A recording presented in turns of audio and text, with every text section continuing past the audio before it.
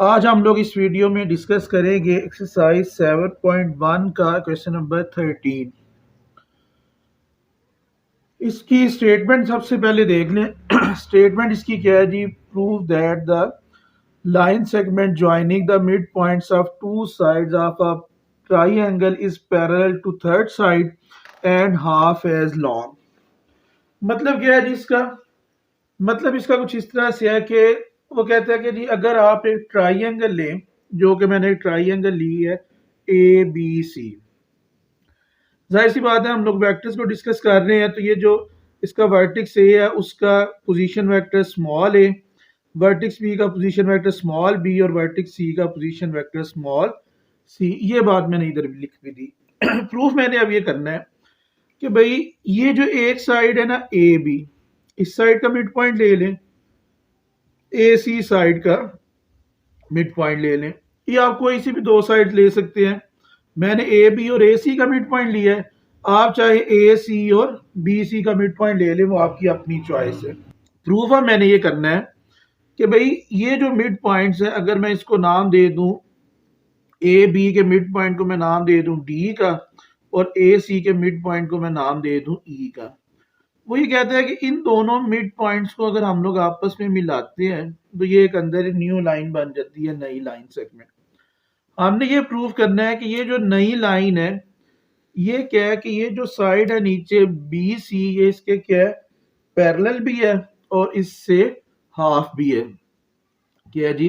Parallel to the third side and half as long. यानी कि मैंने ये प्रूव करना है, एक ये प्रूव करना है कि ये जो मेरी लाइन सेगमेंट है डी ई जो है वो क्या है? इक्वल है 1/2 बी सी के, यानी कि हाफ के इक्वल है। दूसरा मैंने क्या प्रूव करना है कि जो डी ई है वो क्या है? पैरेलल टू बी सी है। ये दो चीजें जो है वो मैंने प्रूव करनी है। इसके लिए जो डायग्राम थी वो मैंने पहले बना ली थी। अब देखिए ये जो मेरे पास डी है, ये बेसिकली क्या है? ए और बी का मिड पॉइंट है, ठीक हो गया। और ई मेरा क्या है? ए और सी का मिड पॉइंट है। हमने इससे पहले क्वेश्चन नंबर 14 भी किया था, हमें उसमें बताया कि भाई ये इसका मिड पॉइंट क्या बनता है? A plus B over 2।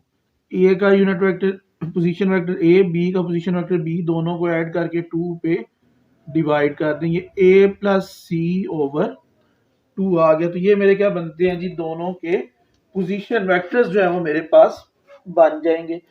अब देखिए ये चीजें जो अभी हमने लेट की हैं, इसी को हम लोग लिख लेते हैं कि जी डी क्या है जी? D is mid D and E are mid points. ये दोनों मिड पॉइंट्स हैं जी, mid points of sides A B and A C respectively, कि ये दोनों क्या है? इनके मिड पॉइंट्स हैं। ठीक हो गया। आगे इनके पोजीशन वेक्टर मैंने ये लिखे हुए हैं, इधर आप दोबारा से लिखना चाहते हैं तो दोबारा से लिख लें। तो इधर मैं लिख लूंगा कि जी position vector of point E का पोजीशन वेक्टर क्या बनता है? सॉरी, पॉइंट डी का पहले लिख लेते हैं। पॉइंट डी का क्या बनता है? डी क्या है? ए और बी का मिड पॉइंट है, तो डी का पोजीशन वेक्टर क्या बना है मेरे पास? ए प्लस बी ओवर 2। उसे हम लोग डिनोट करते हैं जी ओ डी से। और इसी तरह से ये लिख रहा हूं पोजीशन वेक्टर ऑफ ई, तो वो क्या बनता है आपका? ओ ई। तो वो बेटे क्या बनेगा? ए प्लस सी ओवर 2। ये मेरे सारे वेक्टर्स निकल आए। अब मैंने क्या प्रूफ करना है कि ये डी ई जो है वो बी सी का हाफ है। तो अब मैं बारी बारी करके ये सारी चीजें फाइंड कर लेता हूं। अब देखिए सबसे पहले मैं वेक्टर बी सी जो है वो फाइंड कर लेता हूं। वेक्टर बी सी वो किसके इक्वल आएगा? वेक्टर ओ सी माइनस वेक्टर ओ बी।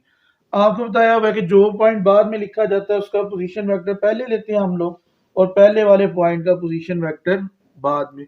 अब सी का पोजीशन वेक्टर हम लोगों ने लिखा हुआ है जी स्मॉल सी और बी का पोजीशन वेक्टर क्या है, स्मॉल बी। ये किसकी वैल्यू निकल आई जी, मेरे पास वेक्टर बी सी की वैल्यू निकल आई।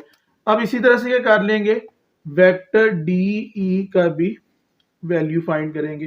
पर जेन में आपने क्या रखना है, डायरेक्शन डी ई लिया इधर से, बी सी लिया तो इधर से डी ई लेना है। अब देख लें जी, वेक्टर कौन सा फाइंड कर रहा हूं जी, वेक्टर डी ई।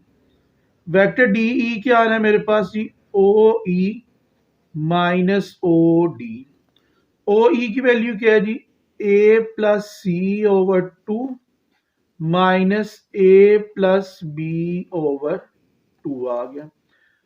इसका एलसीएम लेंगे तो टू, तो इसका एलसीएम आ जाना है, ऊपर क्या आ जाना है, A plus C minus A minus B.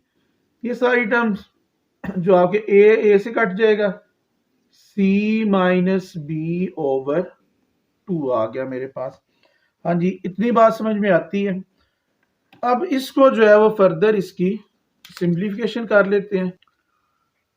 D E जो है वो मेरा, वो किसके इक्वल आया जी, सी माइनस बी ओवर टू के इक्वल आ गया।